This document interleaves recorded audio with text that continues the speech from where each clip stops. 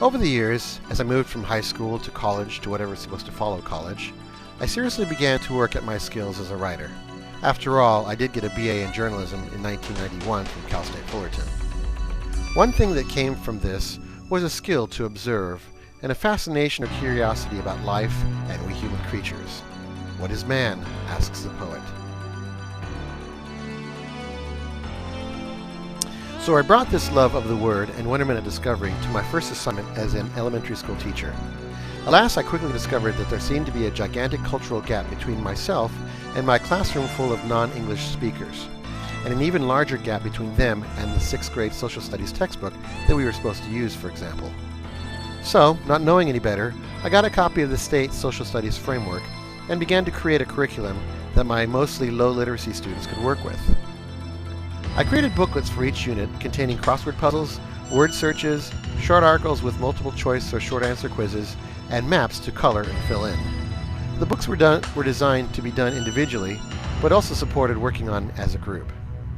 But I also wanted to get past just using text, so the core of each unit tended to be a video or story that would personify the particular civilizations that we were studying. For our Ancient Peoples unit, we read Meru of the Winter Caves. For our unit on Mesopotamia, I found a child-friendly copy of the Epic of Gilgamesh, and a picture book version, and combined the two versions to create a more engaging unit. As a writer, I really wanted to spur my students' creativity and sense of discovery through their own writing, and thus jumped into Writer's Workshop with both feet. Alas, my students didn't see the prospect of writing in their journal every night with the same enthusiasm as I did. Granted, they were working in a second language, and I was probably the first teacher who required that they work primarily in English. And there's something else about the socialization process in current public education that seems to sap the innate curiosity of these young minds, such that by the time they're in 6th grade, only the 2 or 3 classroom nerds would welcome an assignment like writing in one's journal every night. It just wasn't cool enough. Time to use the video solution.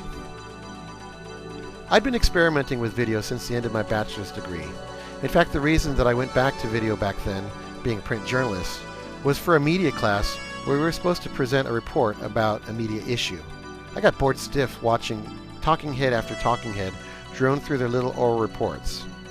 I decided that if I was going to present a paper about the media, what better way to make a presentation about it than to use it? So my presentation about women in MTV was a series of clips over which I recorded a voiceover of my paper, Instant A. Since then, I've employed the video solution wherever possible. This seemed like a perfect solution when faced with a classroom full of unenthusiastic, unmotivated 6th graders. So, I scrounged up 2 mostly unused VHS cameras and my own little VHS-C camera, broke the class up into groups of 3 or 4, and instructed them to come up with their own ideas for short PSAs, public service announcements. I trained them on how to use the cameras and sent the groups who were ready to shoot out to film in the playground and the field around the classroom.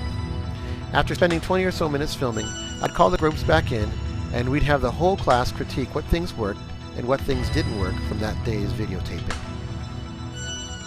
For the most part, the students tended to retell stories or TV shows that they continually saw on TV.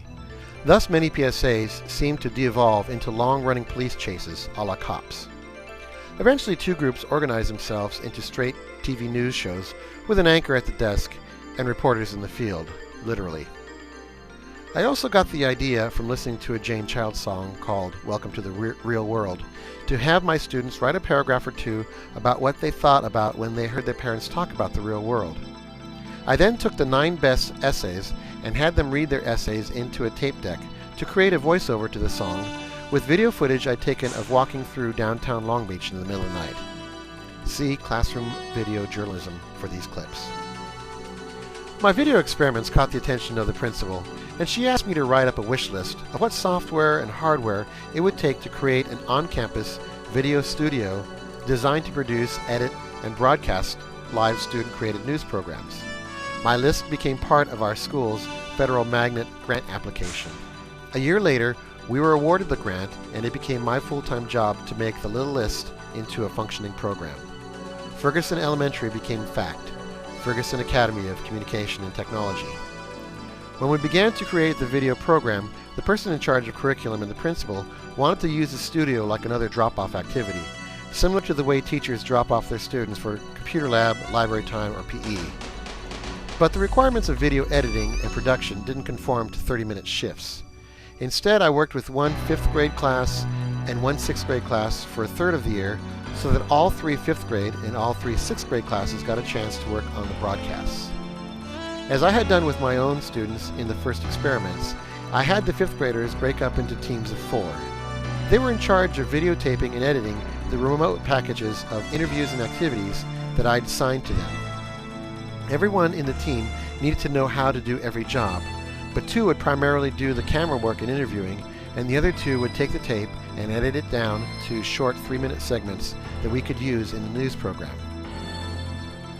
The 6th graders were in charge of the studio and news broadcasts. They were broken down into areas of interest such as news, weather, entertainment, and sports.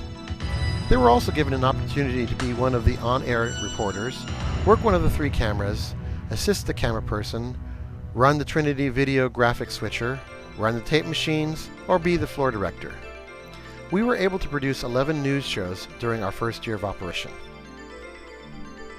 Kindergarten through 4th grade and the 5th and 6th grade classrooms, not working as part of the video teams, were given studio time to present their own commercials, readings, and presentations. These classrooms were also welcomed to have one of our 5th grade remote coverage teams videotape their event. See Magnet School, Fact TV for examples of work done during this program.